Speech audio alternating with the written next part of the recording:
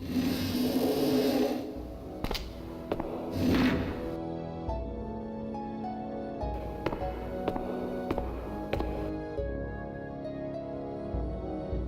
looks interesting.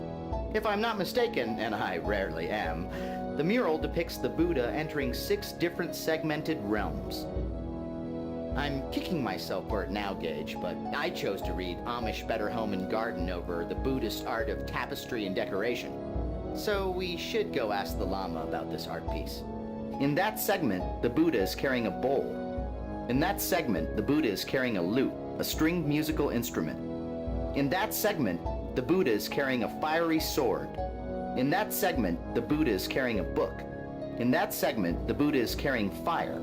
In that segment, the Buddha is carrying a piece of fruit.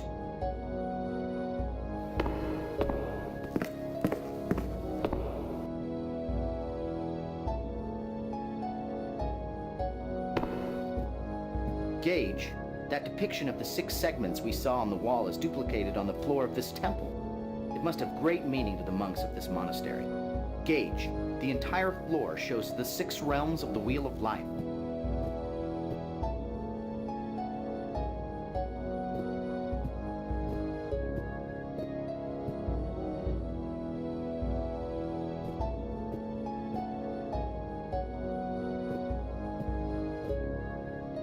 That white statue is holding a lute, a musical instrument, while the other hand is outstretched, as if it's waiting for something.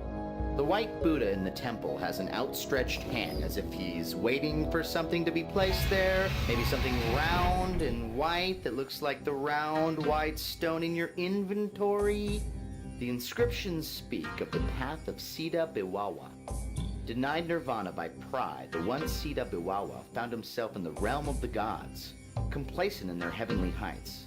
Only with the Buddha's song-filled voice did he escape into the next realm, the battlefields of the Ashurus Titans. I think I understand the gimmick here. Once you give the object of salvation to a shrine, you are given a stone of enlightenment. You transcend the realm once you place the stone in the hands of the same colored Buddha inside the temple. The Titans know nothing more than to fight the gods for their glittering realm and fight amongst themselves. Biwawa found himself caught within the frenzy until he followed the light of Buddha's flaming sword. The Titans cowered before it as he escaped and entered the kingdom of animals. In his new form, he hunted with animal cunning, forgetting all of Buddha's teachings. But something inside him stirred when Buddha appeared before him with the Book of Knowledge, and he learned once more. He escaped, but found himself within the bowels of hell. Biwawa is an interesting name for a Siddha. It roughly means bad man. I suppose the name foreshadowed his ultimate indiscretion with pride. Here's another tale I heard of Biwawa. Well, he's bad, a Biwawa, a baddest man in Shangri-La, wiser than an Obi-Wan, a meaner than a Genghis Khan. Biwawa heard the howls of the damned, echoing the very hatred they were punished for. Terrible flame licked all around him by day. By night he shivered in the hells of cold. Then the Buddha showed him the purifying fire that cleansed his sin, sending him traveling again to the realm of Praetus. Then he found himself among the Praetus, tortured creatures tantalized by all things material. Biwawa had never felt such hunger until the Buddha descended again and let him taste the spiritual fruit. Biwawa felt want no more. Buddha finally bade him to return to the human realm. Humbly, Biwawa would have to begin the path anew to regain his former peace.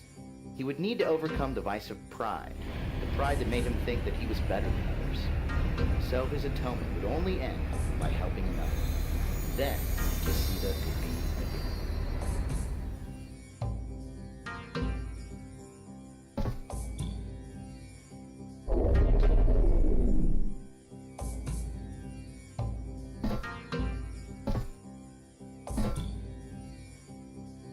There are inscriptions that surround the images of this mural.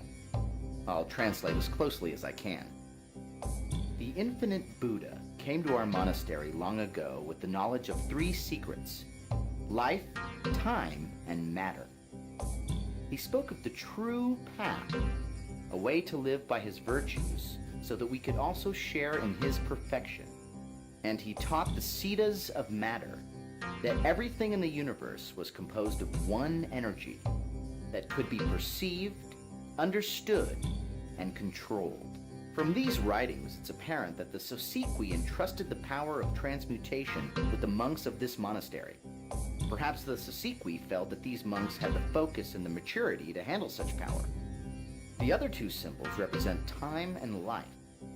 The Sosiqui must have trusted the people of Atlantis and El Dorado with those powers for a purpose. This mural must be displaying the Siddhas, using their power over the elements to move through mountains and transmute matter. Come to think of it, I swear I've seen that man in the mural before. Do you think that Michael Jackson is really that old? That mural shows the Siddha transforming the lotus into another form. Nice. Fine. More work. Now watch Arthur transform from simply annoyed to pretty bloody angry. I am not shouting! My instincts say that this lotus is the artifact we're looking for, but previous experience says that this thing should be pyramid-shaped.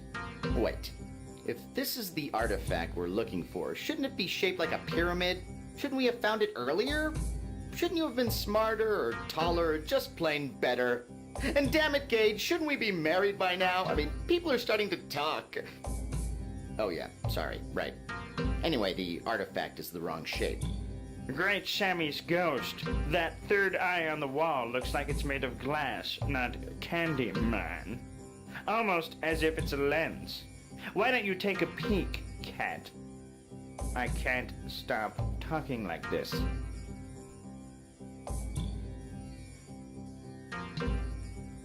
For some reason, the eye lens was exactly aligned to look across the ravine and see the pilgrim. Gage, it all makes sense. The pilgrim on the road is the Siddha. He's finally returned to the human realm after escaping all the other realms. He must have the power to transform this lotus for us. Let's cross the ravine and ask him to help us. Oh, you already figured that out, huh? Sure, Gage.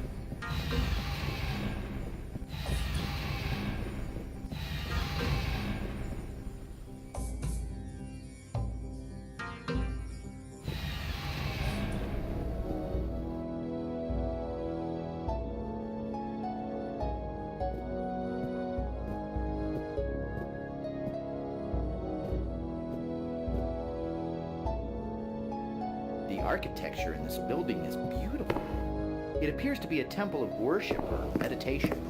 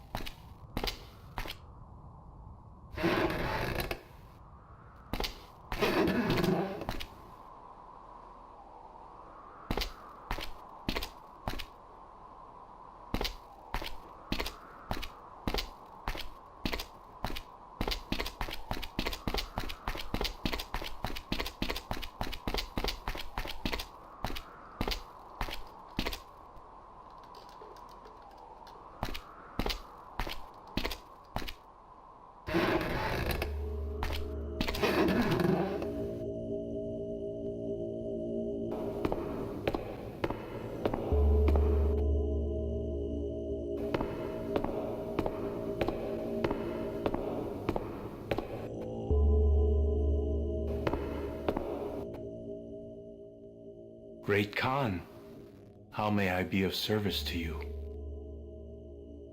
Tell me about the realms. Which realm do you wish to know about? Tell me about the gods' realm. The gods are decadent beings.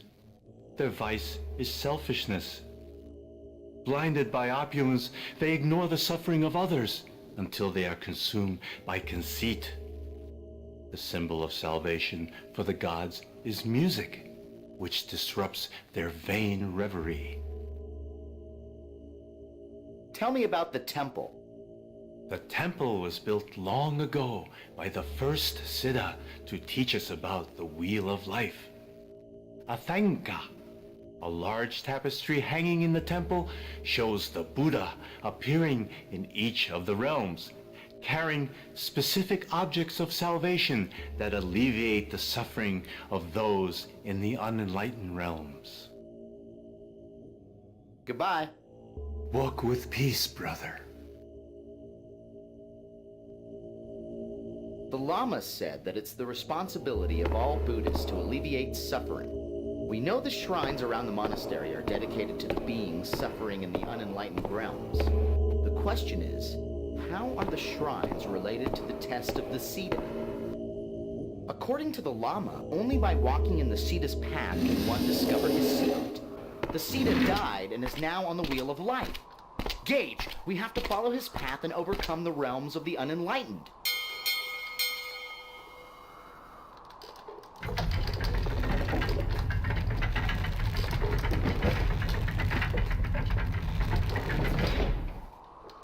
Gage, the answer must be in the temple Thenka. By offering the salvation symbols to the shrines, as the Buddha is doing in the temple Thenka, you can transcend the unenlightened realms. The test of the Siddha is a metaphor for escaping the wheel of life. I'll put it in layman's terms, Gage. We have to offer specific objects to each of the shrines, salvation objects that relieve the suffering of the unenlightened. By escaping the realms, you become a full-fledged Siddha. No longer a nobody, you're with the in crowd. No more catcalls, no more snapping towels from other monks in the locker room. Oh yeah. Then there's the sandals. You have nearly completed the true path. Now, for the final step, you must shed all the trappings and illusions that surround you. Well, howdy there, pilgrim. What are you seeking? What most seek when they come here: enlightenment, to join with the great Buddha and experience nirvana. But before I can transcend, I must achieve something that I could never grasp: humility. I must confront my pride. Are you a humble being? To be honest, I never really thought about it. I'm not sure. Well then, traveler, always ask of yourself the questions you cannot answer, and continue seeking. There are answers here, everywhere. Tell me about the monastery. This is the monastery of Shangri-La. The monks here have achieved complete inner serenity. I have traveled many hard months to reach this place, but the true journey begins here, before Shangri-La itself. Physically traveling here was simple, compared to the challenges posed by the true path.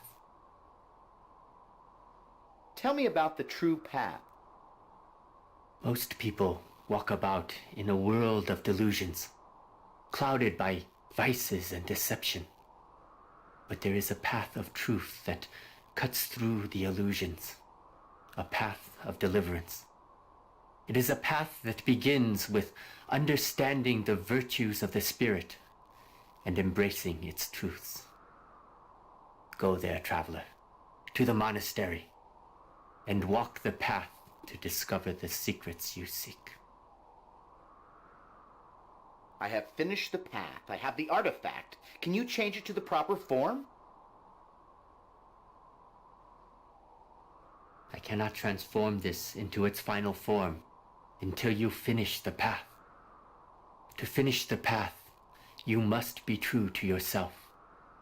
To be true to yourself, you must be true to others.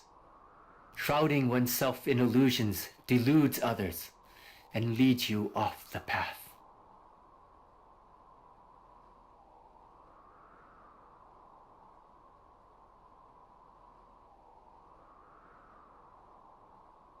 He wants you to shed all the trappings that surround you. Whoa, Gage! Keep your shirt on. We'll figure this out before it comes to that. This may sound crazy, but I have a feeling that the Siddha knows who you really are. Why else would he speak to us that way? It's as if he's known all along that we're looking for something. If I'm right, he's asking you to drop your chameleon guise. I've dropped my guise and have completed the path. Can you transform this for me? You have completed the path, traveler. You are indeed worthy.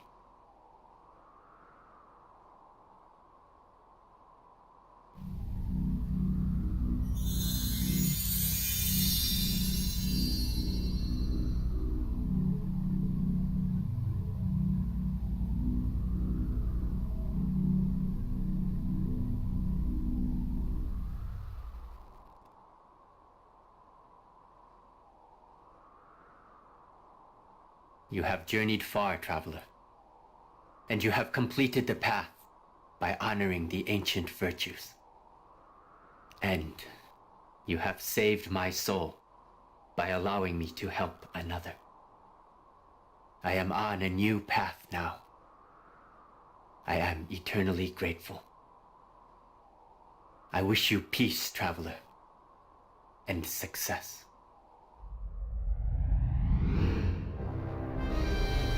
I have it! I found the third artifact. You're just in time, Gage. The Porthalis, they just entered Earth's orbit. It won't be long before they locate the TSA. Receiving a high-priority communication from the Sarolan cruiser Aquila. We have felt a great disturbance from the TSA. You have the legacy. If we have sensed it, believe that the Quotha lost know as well. We are sending Sarolan sentinels to assist you.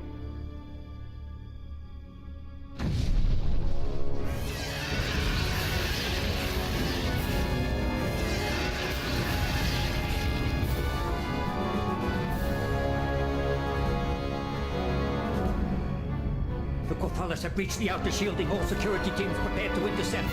I say again, the Porthalis have breached the outer Gage, shielding. before everything gets even more chaotic, I just wanted to say, well, be careful.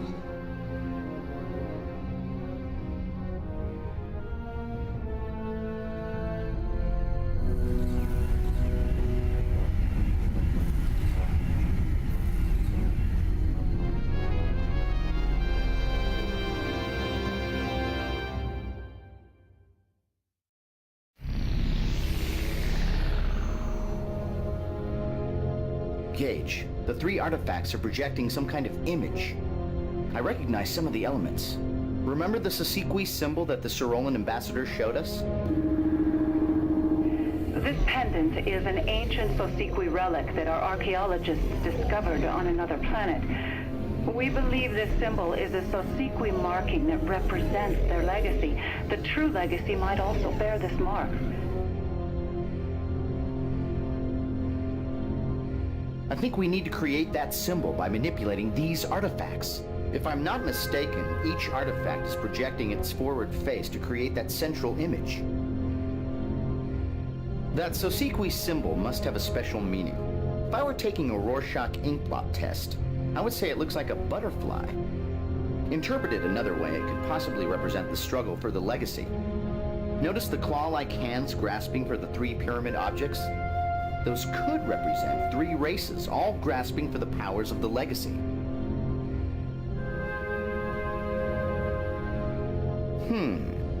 Looks like each of the faces are unique, and with three pyramid-shaped objects, each with four faces, carry the one, there are exactly 1,728 possible combinations. I assume there's at least one combination in there that will solve whatever test this is. Or this thing is unsolvable and we go absolutely drooling mad trying. Let's keep turning these pieces to see if there is some relationship that could help us.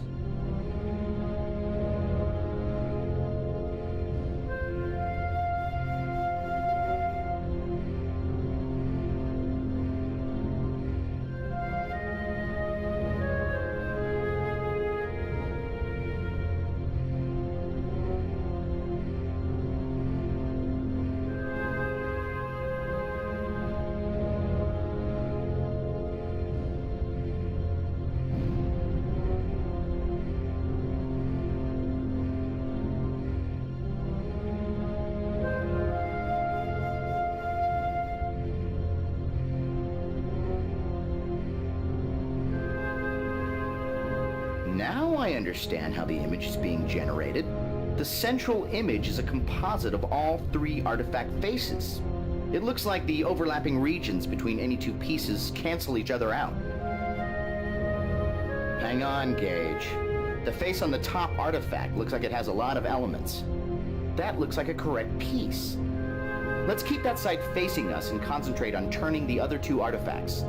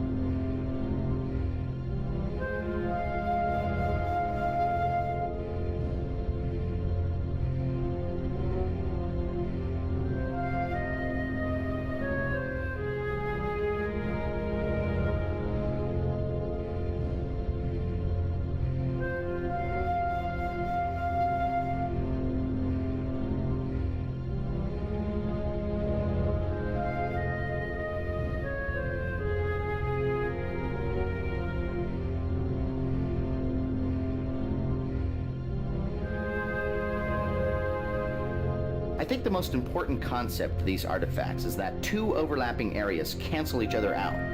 But if a third artifact also has an element within the same region, then that shape will appear in the central image.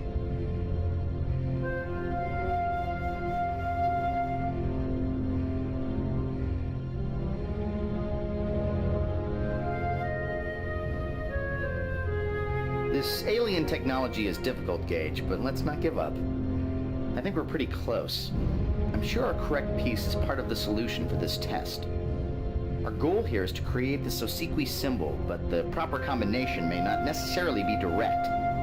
It may require you to take advantage of that region overlapping rule. We need to look at the pieces from a different angle. When two pieces overlap, they cancel out, but when there is a third element in that same region, it appears in the center image. I believe the answer lies in that concept. Keep our correct piece facing us while manipulating the other sides. You want to look for pieces that overlap, but have the net result of projecting the proper symbol.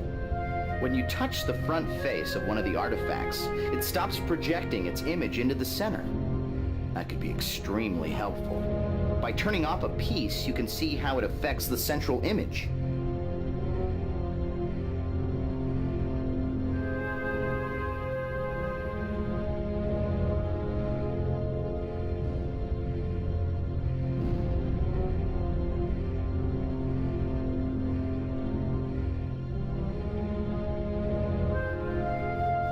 Okay, Gage, it looks like you're having trouble with this puzzle. I think I have an idea for a solution. If you want more explicit help, touch my light bulb and we'll solve this together. Gage, stop turning! That face on the top artifact is a correct piece. Now concentrate on turning the lower left artifact.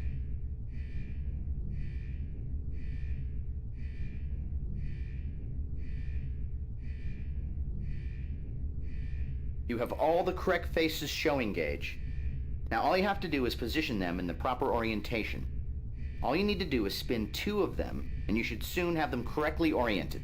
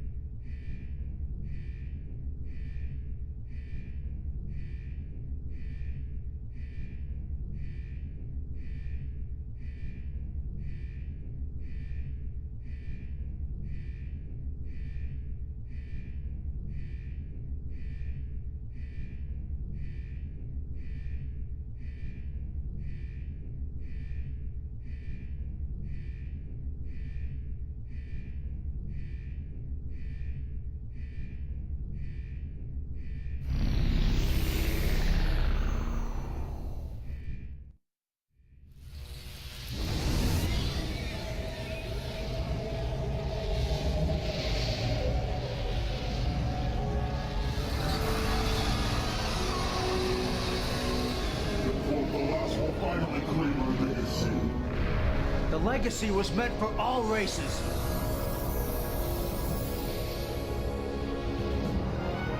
Agent Blackwood!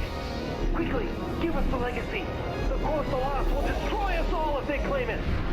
Sorolin killers have no right to our legacy. Can't you see the cycle is happening again? Your two races are battling each other over something that's supposed to bring peace. I won't let you turn this place into another battleground.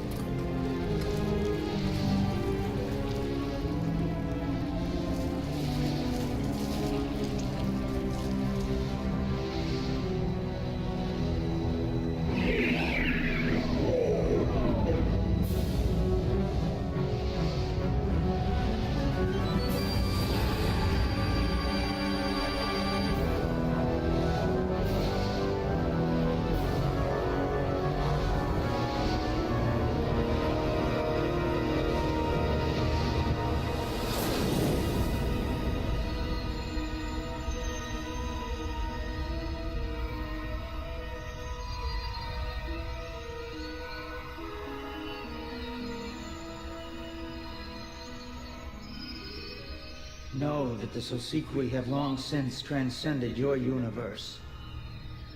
Our legacy has waited thousands of years for its proper heir. It contains the sum of our wisdom. It is the collective essence of what we were, and what we are, and what we will be. This knowledge must be tempered with maturity. Its secrets will be shared with the many races around the galaxy, but only when they are ready for such an awesome responsibility. Until that time, the legacy will be safeguarded by beings who have already demonstrated their worth, wielding the disciplines of time, matter, and life. Humans will claim their birthright and become the stewards of the Sosiqui legacy. They will share its knowledge with the galaxy when the other races have proven their worthiness. We understand, Young, and we will obey.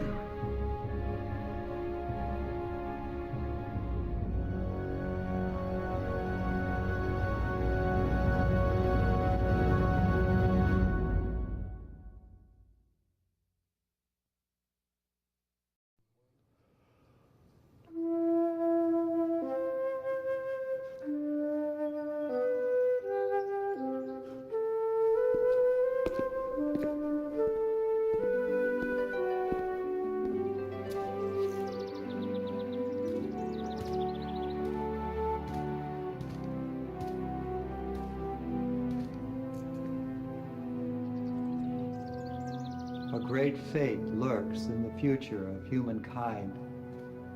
Elliot told me that often. You must be Gage Blackwood. I am.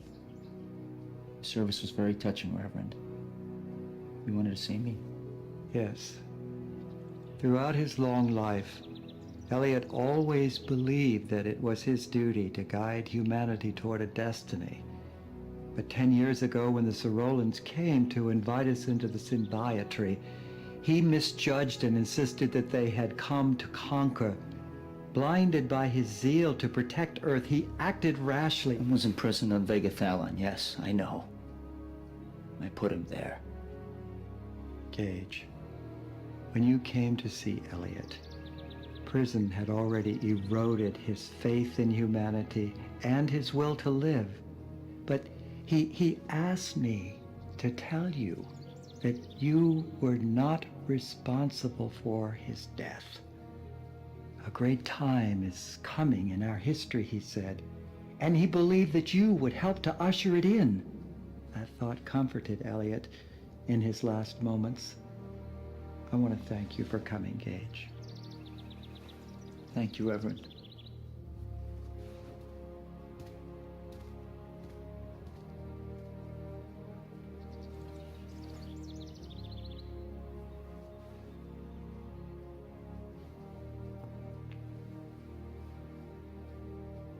He was a great man once. You know, his death really wasn't your fault. Gage, I wanted to thank you. I didn't expect to see you at my hearing, but because of your testimony, they commuted my sentence. You redeemed yourself.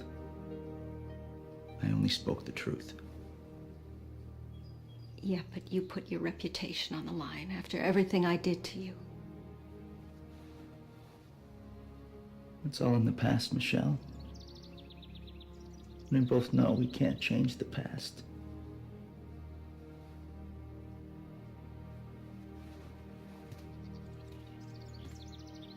Have you decided whether you're going to accept the symbiotry's offer? No, I haven't. I told them I needed more time. Retirement's not your style, Gage. Besides, I think your ego would swell up too much if I had to call you Mr. Ambassador to the quoth the law, sir. Arthur? Remember, Commissioner Jack wanted you at the ceremony early. Why did I agree to that?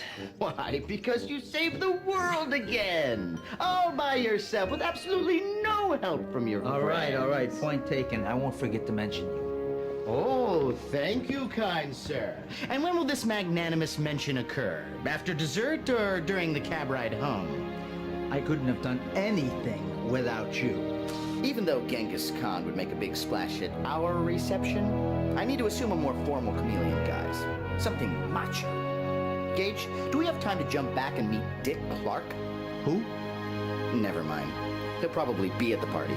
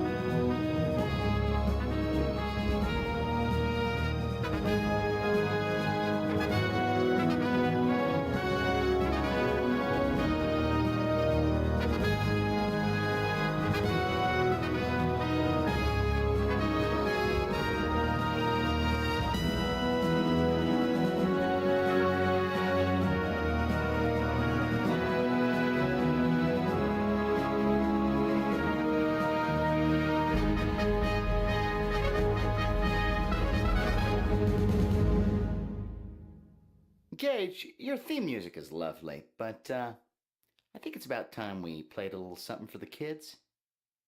2, 3, 2, 3, 4.